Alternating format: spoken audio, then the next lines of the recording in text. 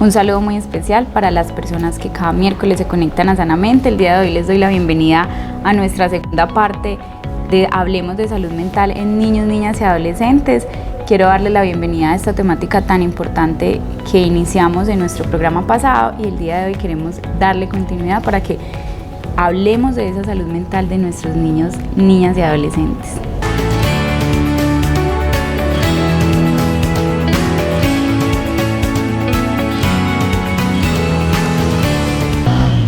Como nuestro programa pasado, el día de hoy continuamos con nuestra invitada especial, la psicóloga Nazaret Zuluaga. Nazaret, muchas gracias por aceptar de nuevo esta invitación.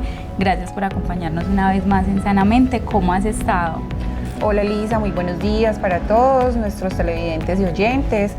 Muy bien, contenta de estar acá. Sabemos que es un tema bastante álgido, con mucha información para los padres de familia, para las personas que tienen a cargo menores de edad. Sabemos que el tema de nuestros niños, niñas y adolescentes a nivel nacional es un tema bastante álgido, donde se vienen presentando muchas problemáticas y obviamente tenemos que apuntar a trabajar por ellos porque pues son el futuro de nuestra Colombia sociedad, y de nuestra sociedad. Nazaret, y es que retomando este tema, porque tenemos que entrar de una con el grueso de nuestro programa. No es fácil, tú lo decías, ser papá, ser mamá no es fácil y aquí queremos también solidarizarnos con esa tarea. No estamos en un proceso de señalar, de juzgar, de pronto decir es que no lo sabes hacer, es que no lo estás haciendo bien porque no quieres, porque pues finalmente ningún niño viene con una lista de chequeo en la mano, de decirle para ser papá estos son los pasos, para ser buena mamá estos son los pasos. Un manual. Sí, no hay un manual para ser un buen o un mal padre, pero sí sabemos que hay unas situaciones o hay unas condiciones mínimas que se necesitan para poder brindar y salvaguardar como todo su proceso de crecimiento en esta edad que además no es fácil, ¿cierto? Nuestro municipio no es ajeno a todas estas situaciones que mencionábamos en nuestro programa anterior y aquí quiero resaltar algo que está pasando, estamos visibilizando aún mucho más todo lo que tiene que ver con eventos de salud mental y tenemos unas altas cifras relacionadas con intentos de suicidio en nuestro municipio que tienen que ver entonces con diversas situaciones en nuestros adolescentes. Claro. Y ojo que aquí estamos hablando solamente de las cifras que se logran registrar en las consultas al hospital, que es nuestra única sede de prestación de servicios de salud con servicio de urgencias, porque hay muchos casos que se quedan en el silencio del hogar, que no consultan por el estigma, por el miedo, porque también sienten que no quieren ser visibilizados ante la sociedad. Entonces aquí podríamos hablar entonces de un subregistro que no se conocen datos, pero digamos que así a grosso modo a la fecha tenemos 20 casos de intentos de suicidio en nuestro municipio, de los cuales en su gran mayoría hay población de adolescentes. Entonces, ¿por qué queremos transmitir esto? Porque, como tú lo decías, estamos trabajando por la salud mental de nuestros niños, niñas y adolescentes. Y ojo, hay muchos factores, digamos, determinantes de la salud y muchos factores personales de estos adolescentes que hacen que esto pase. Pero queremos retomar aquí un poco lo que tiene que ver con el foco del entorno hogar, que sabemos que es o es una base para el cuidado o es una base también para el deterioro de la vida y la salud mental de un adolescente y que mencionábamos la vez pasada de las situaciones de salud mental. Claro que sí, Lisa, retomando lo del programa anterior que hablábamos con nuestros padres y con los niños que van a consulta, ¿cierto? Es el tema de la soledad, el tema de la falta de norma, la falta de acompañamiento emocional. Sabemos que ambos padres en este momento pues tenemos que trabajar por cuestiones económicas, no es fácil sostener un hogar. El tema de pandemia también lo tocamos un poco, recordándole que para todos nosotros, desde el más pequeño hasta el más grande, tuvo una afectación por el tema significativa, por el tema del COVID, donde se exacerbaron muchos síntomas y no es ajeno Guatapé, ¿cierto? Bueno, y por este tema de pandemia, obviamente, ¿cierto? Que se exacerbaron muchísimos síntomas, desde el más pequeño hasta el más grande.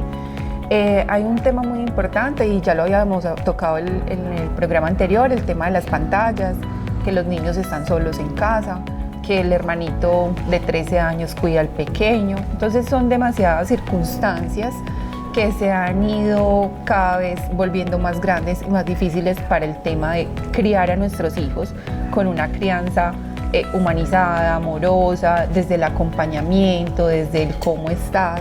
Y esa soledad hace que nuestros niños no tengan muchas alternativas.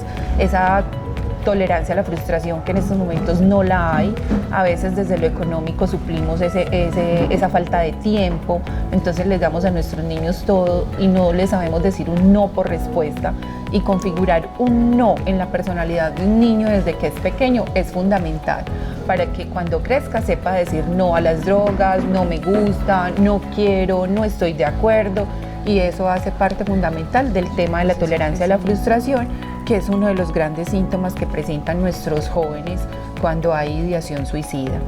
Otra de las cosas muy importantes que tenemos que tener en cuenta, Lisa, en este tema de pensamiento, ideación suicida, es los miedos. A veces creemos que nuestros chicos, porque lo tienen todo, generamos en ellos una alta expectativa de que mi hijo puede con todo o mi hijo se las sabe todas.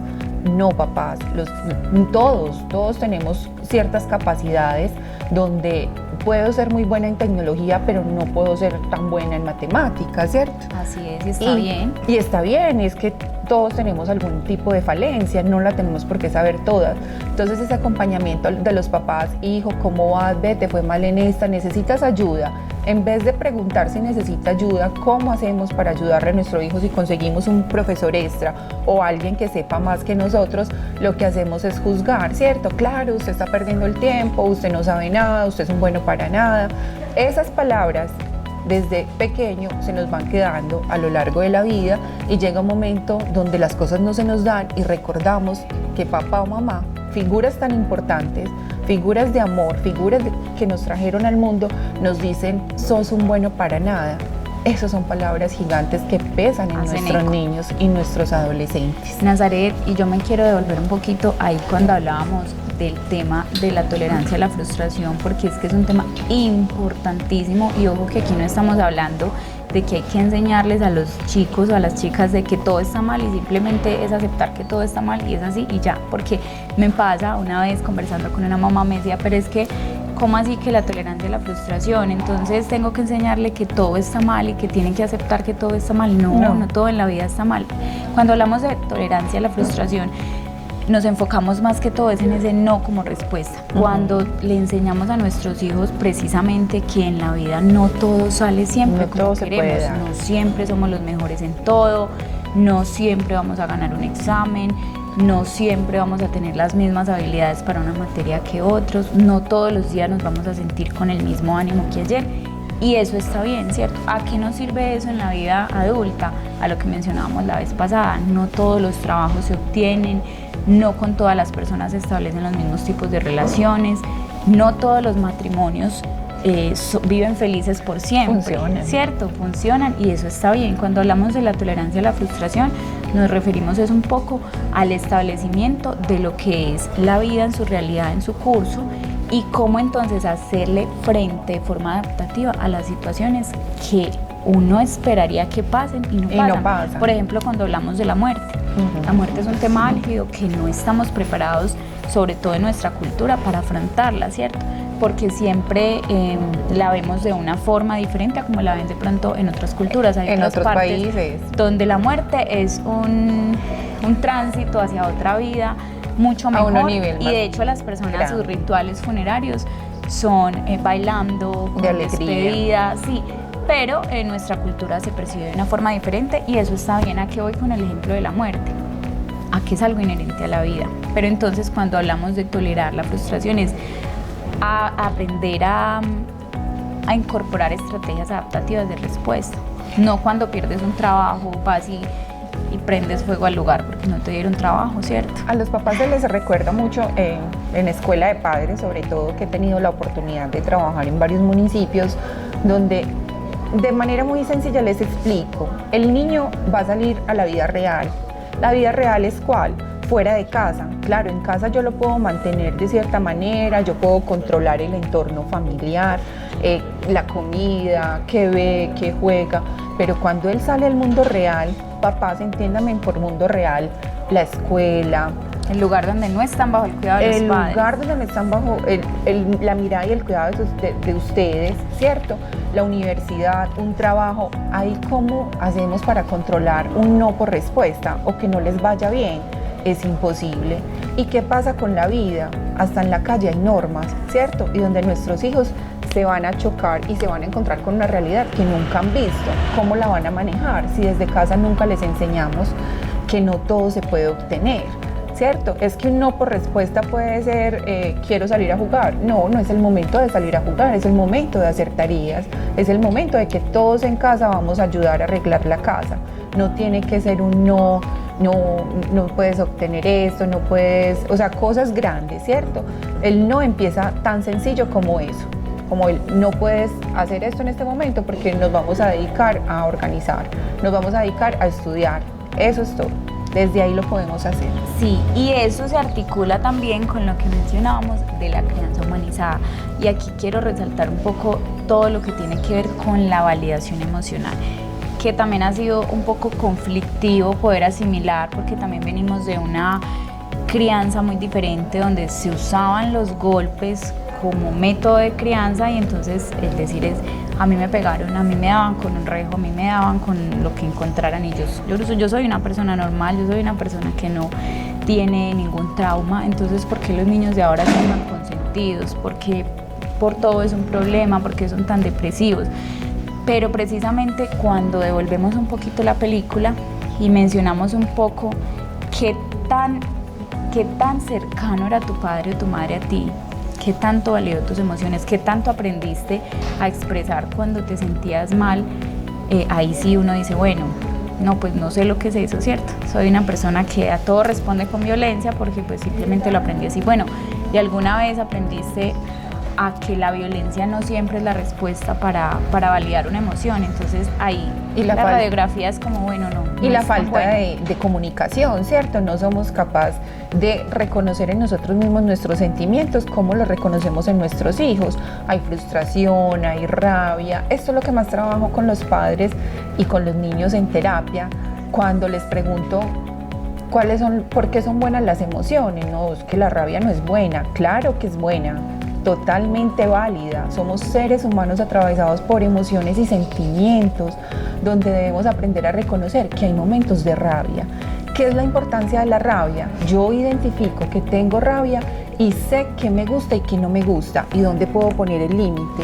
Imagínate, tan importante, y todos creemos que la rabia es mala y castigamos a los niños cuando les da rabia. No, hay que preguntar, ¿y por qué tienes rabia? ¿Qué te generó esa rabia? Claro, ¿cuál es lo difícil y dónde viene el problema? ¿Cómo la saco? ¿Cómo la expreso? ¿Cierto? Entonces le pego a una pared, quiebro cosas, le pego a otras personas, me corto, ¿cierto? Y ahí es donde viene la mala gestión de nuestras emociones, pero todas son supremamente importantes. La tristeza es una de las emociones más importantes que nos permite pensar, sentir qué pasó, me siento mal, porque me permite salir un momento de la rutina, del ruido del día a día y hoy no estoy bien. ¿Y por qué no estoy bien? ¿Cierto? No le podemos tener miedo a eso y saberlo tratar de la mejor manera posible y de la manera más natural. Ven, hijo, respira, sí, no tienes que gritar, pero algo te hizo sentir rabia. Eso que me permite decirle a mi amigo, hey, no me insultes, no me digas mentiras, no me robes. Ahí pongo límites, pero si yo no sé qué tengo, por qué estoy pasando, simplemente dejo el grito, la pataleta. ¿Qué sigue después de ahí? Hay que aprender qué fue lo que no me gustó y cómo decirlo y expresarlo. Porque es que cuando hablas de esa validación emocional me haces pensar en que somos muy selectivos para decir que una emoción es mejor que la otra. Por ejemplo, se le enseña a los niños precisamente con la rabia y con la tristeza que son emociones malas, ¿cierto? Entonces usted nunca ve a nadie por la vida diciendo, tú estás muy feliz hoy, no estés tan feliz, estás muy sonriente, ¿por qué estás tan sonriente? No seas tan sonriente, que eso no está bien. Pero si ves a alguien bajito, como pensativo, no, pero no estés triste, pero es que no, ¿por qué tiene que estar triste, cierto? Entonces nuestros niños y niñas aprenden, bueno, la tristeza es mala, es un pecado, y la rabia no la puedo sentir. Entonces ahí viene la inadecuada gestión emocional. Entonces tenemos niños que responden con violencia cuando tienen rabia, responden atacando su propio cuerpo cuando están tristes, y de allí se detonan una cantidad de situaciones que están relacionadas con este tema que estamos hablando, porque no siempre quien intenta suicidarse realmente quiere morirse. Aquí hay que aclarar eso. Intentar suicidarse no es semejante siempre a querer acabar con la vida. Muchas veces es algo que simboliza el querer acabar con un sufrimiento que está más relacionado con lo emocional, con la psique. Entonces uno dice, bueno, ¿realmente sí te quieres matar? No, quiero matar un sentimiento, una emoción que tengo no resuelta en mi casa, una mala relación con mis padres. Algo que no está bien y no sé cómo expresarlo. Así es, entonces ojo, porque muchas veces nos vamos como, no, pues que si se quiere matar que lo haga, no, pues es que está aburrido con la vida. Más allá de eso, ¿qué hay detrás de la emoción de esa persona? Y es por eso que es tan importante permitir la validación emocional, hablar con nuestros hijos e hijas. Bueno, ¿qué te pasa? ¿Qué es lo que te hace sentir así? ¿Qué sientes tú que debo yo también poner de mi parte para que esa relación funcione? Y también yo que siento que debes poner tú de tu parte. Entonces no es que tengamos más niños consentidos, no es que nuestros chicos sean más sensibles que los padres de antes. Lo que pasa es que el tema emocional y el tema de la importancia del otro está siendo mucho más visible. Yo siempre pongo el ejemplo de a los papás cuando hablamos de los chicos. ¿Cómo te sentirías tú si tú llegas a tu casa cansada, aburrida, con ganas de decir algo que no te gustó y tu pareja te dice, ay, qué pereza usted, a toda hora con la misma bobada, llorando, no, qué pereza? Entonces mira a ver qué tú dirías, pero no se supone que tú eres mi fuente de apoyo, siempre, ¿cierto? Sí. Entonces piénsenlo con los chicos, porque a veces subestimamos la capacidad de pensamiento que tienen ya los chicos y entonces decimos, no, es que el que va a entender. No, claro que entiende, todo lo entienden y tú lo decías en el programa anterior, los chicos mencionan eso como una falta de amor. Es que mi mamá nunca me escucha, mis papás siempre que yo les digo que estoy triste me dicen que parezco una nena, que ahora otra vez con lo mismo. Entonces se vuelven chicos desconfiados, con una mala gestión emocional y que tienen unas estrategias de afrontamiento que no son adaptativas. Y con miedo a expresar, ¿cierto? Con miedo a expresar sus sentimientos, con miedo a expresar lo que son, porque muchas veces siempre ponemos por encima, no, es que él es muy bueno, no necesita que yo lo cuide, no necesita que esté pendiente, es que él es el mejor en el colegio, es el número uno. Sí, intelectualmente, mamá, pero emocionalmente siguen siendo niños. Por más, eso es otra cosa, a veces nuestros niños con más capacidad intelectual son los niños que más abandonamos desde la parte emocional, porque creemos que son súper buenos y no necesitan nada. O al otro polo, vámonos al otro polo. Los que son totalmente abandonados porque por ejemplo, no se les ve o no tienen esa capacidad, esas mismas habilidades que los otros. Entonces, no, pues es que es igual, no sirve para nada. ¿Yo qué voy a hacer por ese muchacho? Pues finalmente que haga lo que quiera. Y hemos tenido casos donde desafortunadamente la respuesta de los padres es que yo no sé qué hacer con él y tampoco me interesa. Hagan lo que quieran con él. Porque ¿cierto? Eso significa ¿qué? Sacrificio, tiempo, llevarlos a citas, llevarlos al especialista, y tampoco estamos muy dispuestos tener esa responsabilidad. Tú lo decías, sigue siendo niño. El niño que se conoce, es que ese es el niño problema, ese es el que más lidia en el salón, ese es el que nadie se lo aguanta, sigue siendo un niño, está solo. Todo el mundo le ha dado la espalda, todo el mundo es como, no, pues como tú eres el problemático, el que pelea, el que hace bullying, el que es más mal estudiante, dejémoslo ahí. Y tú vas a ver, y son niños totalmente solos, que aparentemente como son los más, se ven o se visualizan como los más violentos, como los que más capacidad tienen, entonces no necesitan a nadie, son niños que están totalmente solos. Cuando tú vas a evaluar sus redes de apoyo, no tienen a nadie, no confían en mamá, no confían en papá, no tienen grupos de amigos que generen un beneficio para ellos, sino que por el contrario. Entonces, el que es más malito, pues más feo le hago y lo dejo solo. Entonces, mira que ahí van los dos polos en este sentido. En este sentido. Les vamos a dejar a los papás algo claro para que lo tengan en cuenta y empiecen a identificar dentro de sus hijos, dentro de sus amigos, familiares, cuáles son los factores de riesgo más, digamos que más predominantes o más visibles, para que tengamos en cuenta cuándo buscar ayuda, ¿cierto? De esto se trata, de hacer una sensibilización, de llevarles a ustedes información, que no es que su hijo sea caprichoso, sea grosero o sea hiperactivo. Está pasando algo con nuestros niños en su desarrollo, es un llamado y les vamos a dejar herramientas para que sepamos cuándo buscar ayuda. Entonces, dentro de los factores de riesgo, Lisa, quiero que quede claro que todo lo que estamos mencionando tiene que ver con la salud mental de nuestros niños y de su desarrollo. Entonces vamos a tener en cuenta, muy importante, irritabilidad es uno de los síntomas principales cuando en nuestros niños empieza a aparecer la depresión, la ansiedad y algunos otros trastornos en temas de salud mental.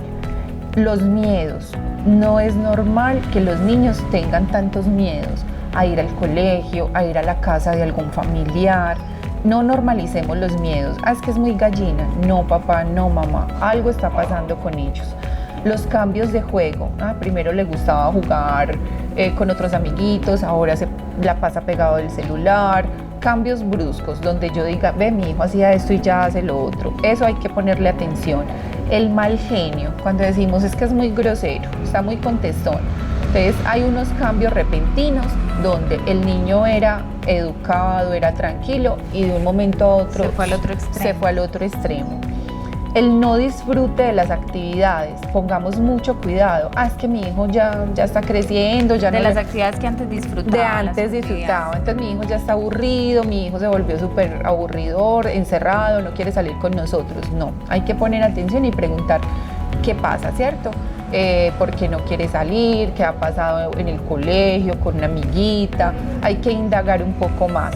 Claro, el disfrute de que jugaba, ya no quiero jugar, salía con mis papás, me gustaba ir a almorzar.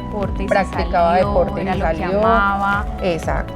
Y temas obviamente en la ansiedad, cuando los niños empiezan a comer mucho, o a comer muy poquito, o a comer poco, a dormir mucho, todos los extremos. A comerse las uñas, a arrancarse el cabello, a tener lesiones físicas como cortes en su cuerpo, ¿cierto? Todas estas cosas hay que tenerlas en cuenta, pensamientos de muerte repetitivos, ideas de muerte, intentos de suicidio previos, todas esas cosas son señales de alarma.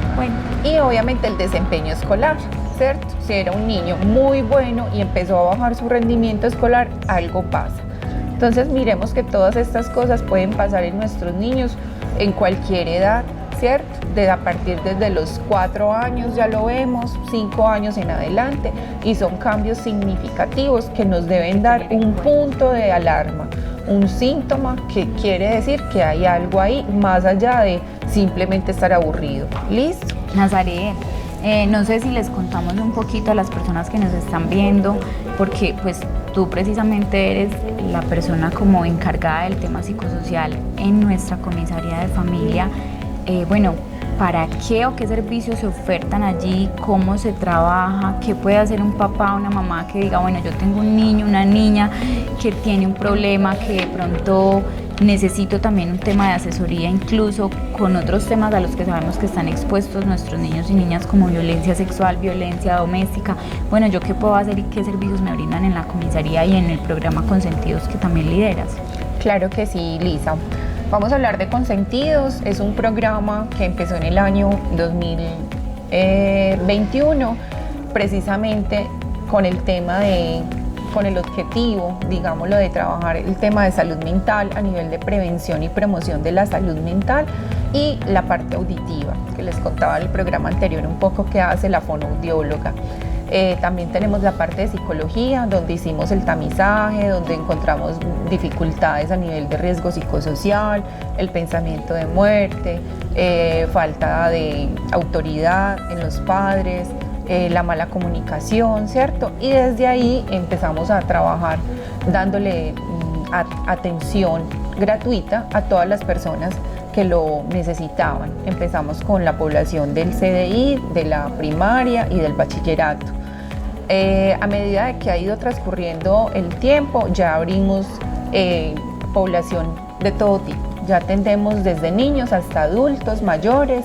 Hemos tenido por el programa diferentes personas, hemos atendido alrededor de 1.500 atenciones o más hasta el día de hoy. Digamos que es un programa muy bonito, abierto a toda la comunidad y de forma gratuita. Entonces las personas se pueden acercar también a través de la comisaría TI para acceder al servicio de consentidos. Sí, claro que sí. Estamos ubicados en el centro comunitario al lado del Coliseo y encuentran las dos oficinas, tanto la comisaría de familia como el programa Consentidos. Y con respecto a comisaría de familia, es muy importante que tengamos en cuenta que las comisarías son dependencias o entidades encargadas de brindar atención especializada interdisciplinaria para prevenir, proteger y restablecer los derechos de los niños y de las mujeres víctimas de violencia en el contexto familiar. Comisaría de familia, contexto familiar, para que lo tengan en cuenta. Nosotros trabajamos todo lo que tiene que ver, como lo decías, en violencia sexual, violencia psicológica, violencia económica, violencia física. Todo eso tiene que ver con el maltrato en la familia a los niños, la negligencia por parte de los adultos mayores responsables de estos niños que están vulnerando los derechos a la vida, a la alimentación, a la protección, a la salud. Entonces hay un grupo interdisciplinario que evalúa esas denuncias o esas situaciones también entre los padres, porque tenemos esa parte de alienación parental que es muy importante, porque se produce una violencia psicológica al niño cuando yo como pareja empiezo a hablarle mal a mi hijo de su mamá, o al contrario, le empiezo a hablar mal a mi hijo de su papá. Entonces todo eso lo hacemos en comisaría de familia. En este momento contamos con la trabajadora social que se llama Ángela, está la abogada Marina, está Johan, que es nuestro auxiliar administrativo, y la doctora Sandra, que es la comisaria de familia. Tenemos el equipo completo, con muchas ganas de seguir trabajando por la comunidad de Guatapé. Es mucho trabajo, pero bueno, estamos todos completos y con toda la intención de ayudar.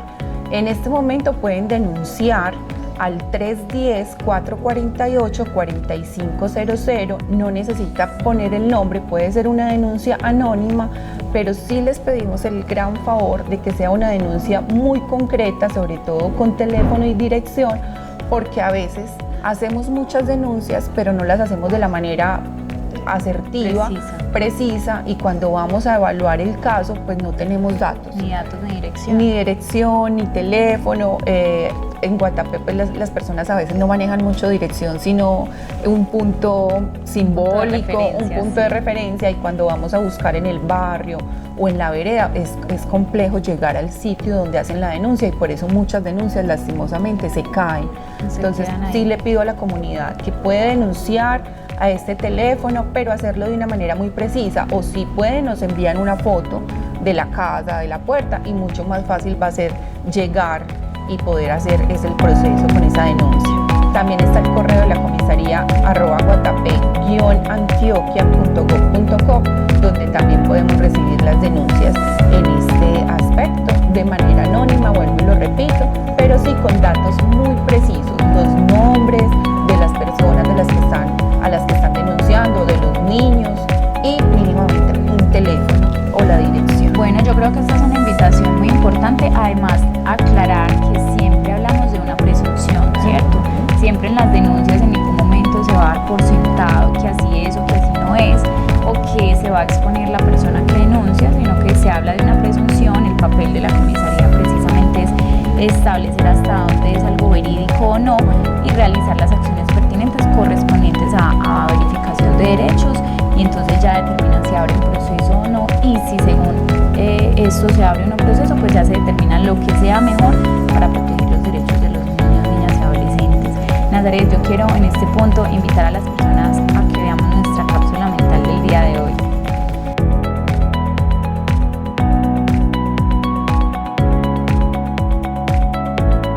Muchas veces hemos escuchado que no elegimos la familia en que nos toca vivir.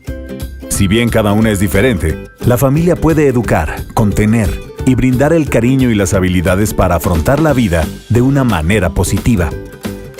El aprendizaje en casa se basa en el ejemplo, y son los cuidadores los principales actores.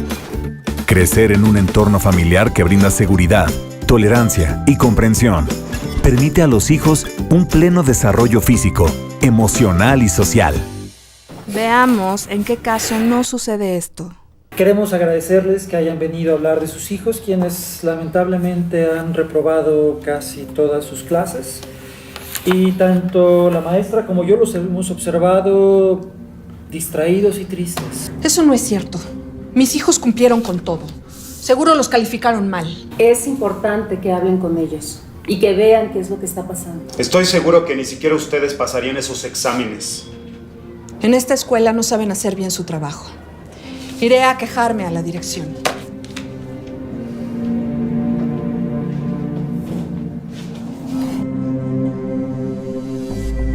Cuando nos dejamos llevar por nuestras emociones, podemos reaccionar de manera inadecuada a las situaciones.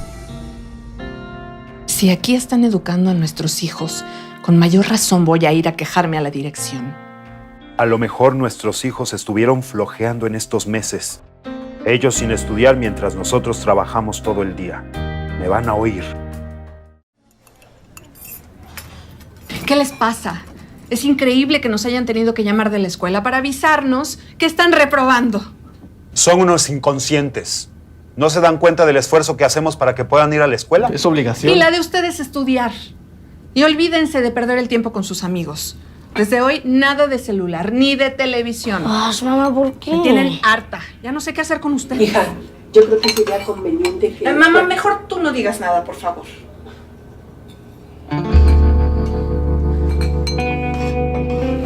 El proceso de aprendizaje de los hijos puede ser de logros y fracasos. Hay que ser pacientes para acompañarlos en sus retos y apoyarlos para que generen confianza en sí mismos. Es necesario criar con amor y firmeza a los hijos. Más que regaños y castigos, enseñarles acerca de las consecuencias de nuestros actos, que pueden ser favorables o desfavorables para ellos y para los cuidadores, y que debemos asumirlas con responsabilidad. Actuar con culpa tampoco es una solución.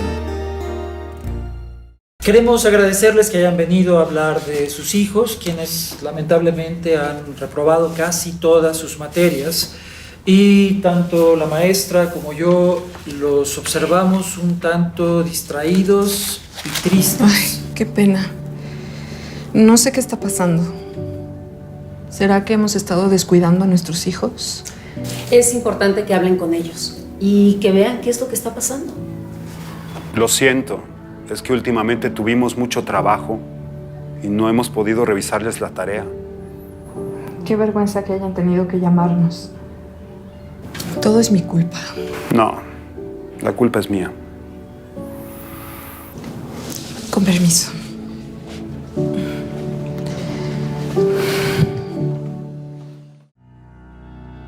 ¿Estaré consintiendo a los demás? Me estoy equivocando en su educación. Todos pensarán que no sé cuidarlos. Por mi culpa reprobaron. Es mi culpa y no sé qué hacer.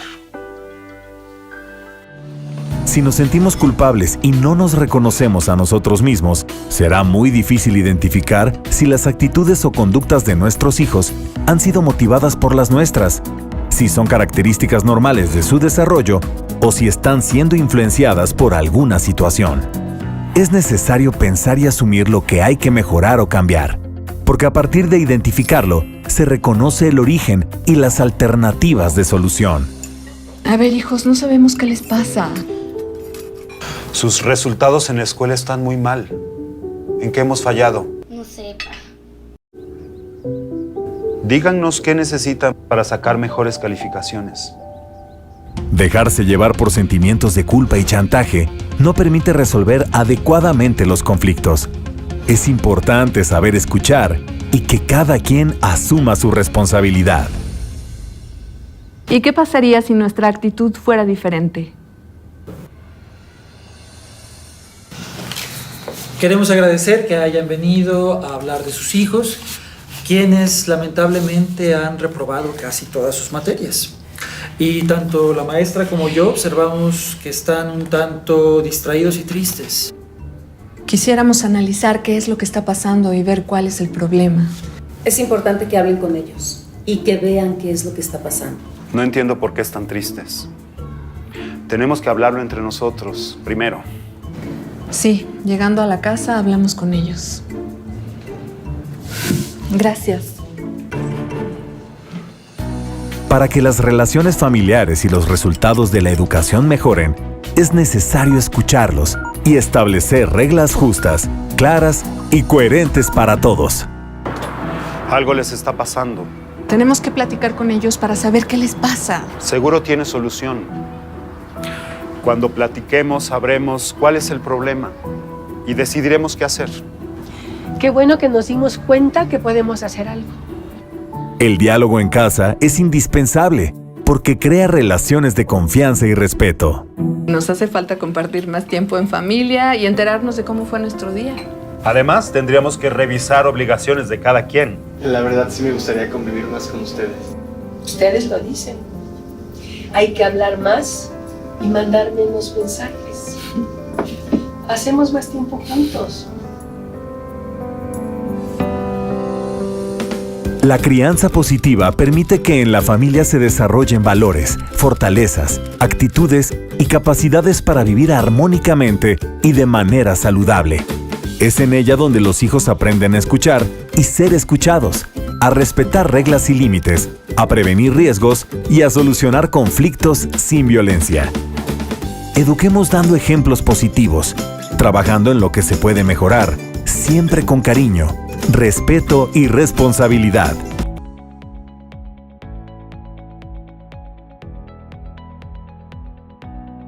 Bueno, Nazaret, lastimosamente para este tema tan importante siempre se nos hace corto como el tiempo, ¿cierto? Sin embargo, yo creo que dentro de lo que logramos recoger el día de hoy con la información que se le daba a los papás, a las mamás y a los cuidadores, creo que queda algo ahí como para empezar a reflexionar, bueno, ¿cuál ha sido mi papel como papá, como mamá, como cuidador en la vida de mi hijo, de mi hija? Y aquí pasamos entonces a darles un poco esas recomendaciones y yo creo que la principal y muy importante es la comunicación, ¿cierto? O sea, no tengan miedo a preguntarle a su hijo, y aquí no estamos hablando de volverse los mejores amigos de los hijos, no, estamos hablando de conocer a su hijo, qué le pasa, qué no le pasa, qué situaciones le generan conflicto, qué situaciones le generan bienestar, cómo fortalecer esas cosas para que mi hijo e hija pueda tener una vida plena y feliz como toda persona desea estarlo. Entonces yo creo que la comunicación es algo muy importante, conocer a nuestros hijos e hijas, hablarles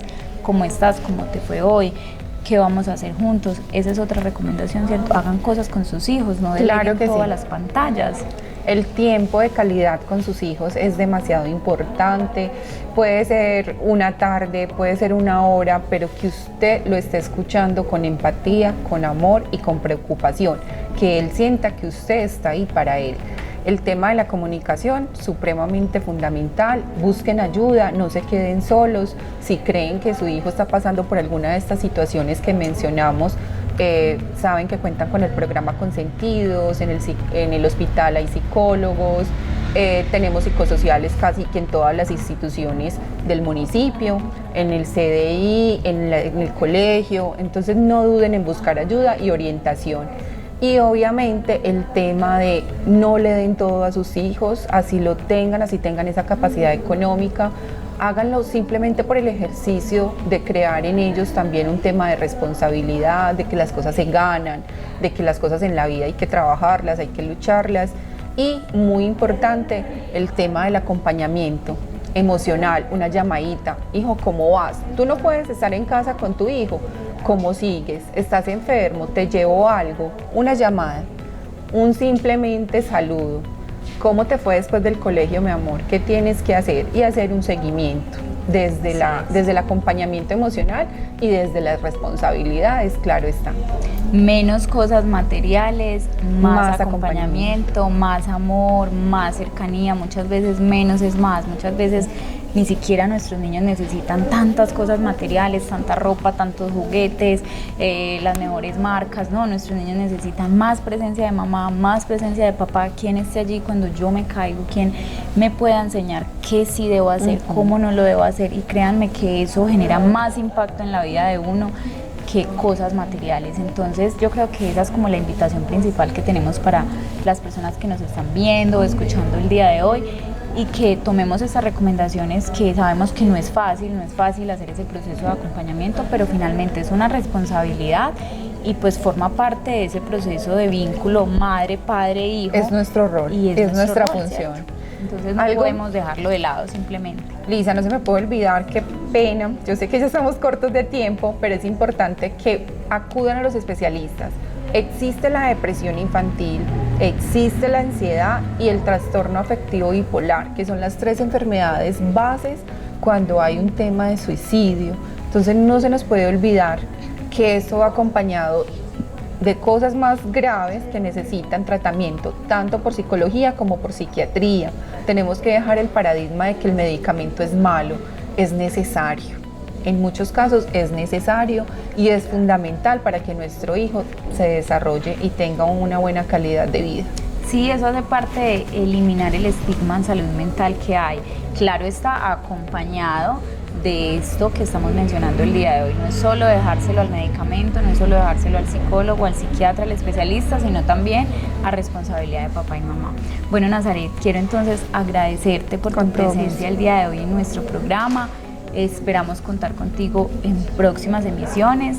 Nos encanta poder tener como todo este grupo de saberes que compartimos hacia la comunidad y agradecerles también a ustedes por quedarse hasta el último minuto en nuestro programa del día de hoy. Agradecer también a nuestro alcalde Juan Sebastián Pérez por permitirnos estos espacios a través de nuestra política pública de salud mental, a nuestro equipo de comunicaciones y a nuestro canal comunitario Corpagua TV, que permite llegar a ustedes a través de las diferentes pantallas y medios de comunicación.